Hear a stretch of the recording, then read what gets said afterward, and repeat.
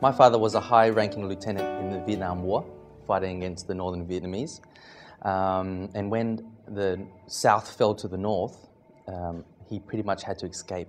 And if he got caught, he would have been thrown in a re-education camp, which is pretty much, hell, jail, and he would have been murdered or killed and tortured at the same time. So he had no choice but to take the family and flee Vietnam. But during that time, a lot of people were doing this, and to be able to escape Vietnam, you had to have money to pay off the owners of the boat. So hundreds of people would pay the owners and cram into these boats and then escape. And what was happening was, when you leave your country, you would exchange all your Vietnamese money to gold bars and put them around your waist, hoping that when you arrive to another country, you're sorted. And so the Thai pirates kind of got onto this, and they would hijack all these boats and kill all the people and steal everybody's belongings and gold.